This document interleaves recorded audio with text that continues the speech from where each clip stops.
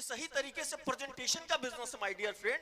आप देखते हैं पहले जो है हमारे घरों में जब रिश्तेदार आते थे तो जब महिलाएं खाना बना करके उनको परोसने का काम जब होता था तो दो तरीके से अगर खाना दे दे, आपको बहुत भूख लगी हो और थाली में चावल ऐसे ही डाल दिया जाए, उसी में दाल, उसी में सब्जी, उसी में रोटी सब डाल दिया जाए तो देख करके ही आधी भूख मर जाएगी। ऐसा होगा कि नहीं होगा? लेकिन वही आपको भूख न लगी हो उसके बावजूद भी खूब बढ़िया से चावल को एक किनारे जो है पानी लगा करके खूब बढ़िया से उसको रख दिया जाता था। एक कटोरी में दाल, दूसरे में सब्जी, एक थोड़ी सी हरी मिर्ची। भूख ना लगी हो ना भाई साहब तो भी रखने के तरीके से खाने की इच्छा बढ़ जाती है। सही है गलत है? उसी तरह से किसी को आईएमसी में जुड़ना हो या ना जुड़ना हो, आपका बेहतर प्रेजेंटेशन अगर रहेगा, आज इन लोगों को सुन लीजिए, जो लोग भी आज बैठे हुए हैं आगे, इनको कभी सुनिए, देखिए कितना बढ़िया तरीके से ये लोग प्रेजेंट करते हैं। तो जब आपका प्रेजेंटेशन सही होगा तो सामने वाले को बात समझ में आएगी, अच्छी तरह से पता चलता है कि हम आ ही नहीं पा रहे हैं, यही रीजन है कि हमारे साथ वो नहीं आ रहा है। कोई भी व्यक्ति आ जाए मेरे सामने जुड़ने के लिए तो मैं उसको इतनी अच्छी तरह से आईएमसी के बारे में बताऊंगा कि वो मेरे साथ उसको आना ही पड़ेगा। वही चीज आपको करने की जरूरत है, जो ये लीडर की है वही आप लोगों को करने की जरूरत है। क्या करने के लिए तैयार है? तो इस बिजनेस सफल होने के लिए इस बिजनेस का कुछ सीक्रेट है। अगर वो आपको पता चल जाता है और उस पर आप काम करना शुरू कर देते हैं तो आपकी सफलता तय है। उस सीक्रेट को जानना चाहेंगे?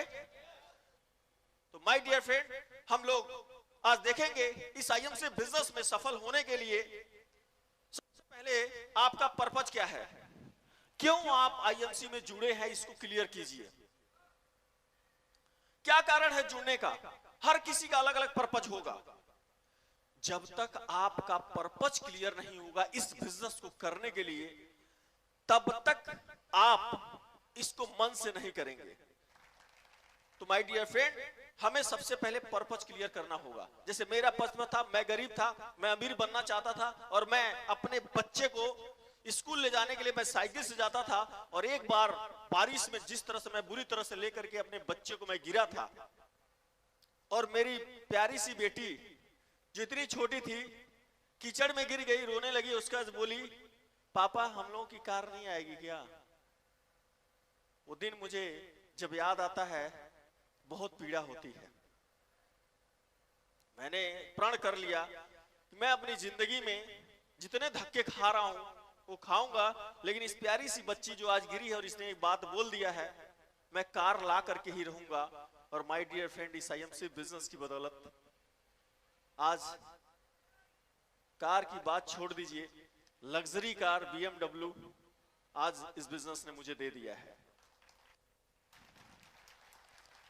तो सबसे पहले इस आईएमसी बिजनेस में आपका पर्पज क्लियर होना चाहिए। स्वस्थ होने के लिए आए हैं या पैसा कमाने के लिए आए हैं?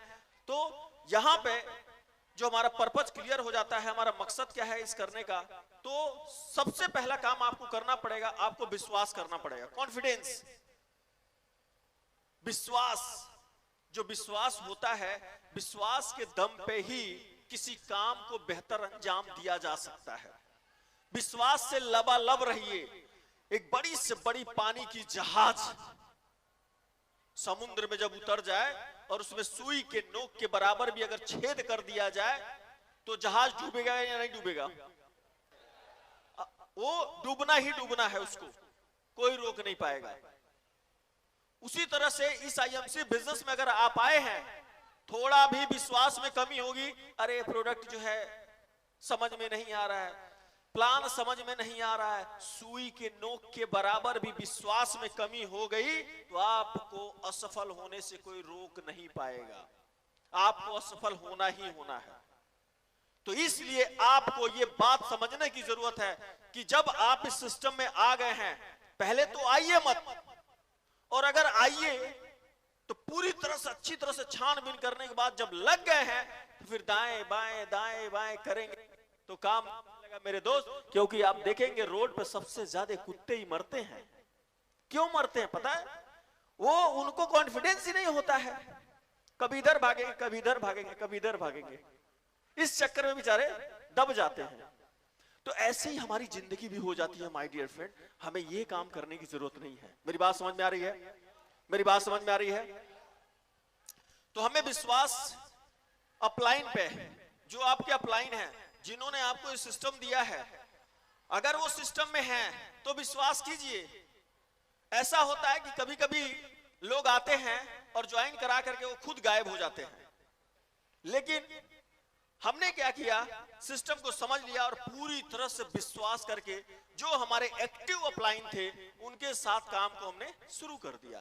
तो इसी तरह से आपके जो एक्टिव अपलाइन होंगे, सफल अपलाइन होंगे, उनके साथ आप पूरी तरह से अपने आप को कमिटमेंट कर लीजिए और विश्वास कर लीजिए। दूसरा, कंपनी पे आपको विश्वास करना बहुत जरूरी है। प्रोडक्ट पे पूरी तरह से विश्वास होना चाहिए। इसके अलावा भगवान पे भी विश्वास कीजिए। जिसको भी आप मानते हैं, ईश्वर, अल्लाह, गॉड, वाहेगुरु, जिसको भी आप मानते हैं उस पर विश्वास कीजिए माय डियर फ्रेंड, क्योंकि उनके मर्जी के बगैर एक पत्ता भी नहीं हिल सकता है। आज अगर आप लोग आए हैं तो आप लोग अपनी मर्जी से नहीं आए हैं, उन्होंने आपको सही सलामत भेजा है, तब आप लोग यहाँ पे बैठे हुए हैं। तो उस ऊपर वाले के लिए एक जोरदार ताली बजाइए आप लोग।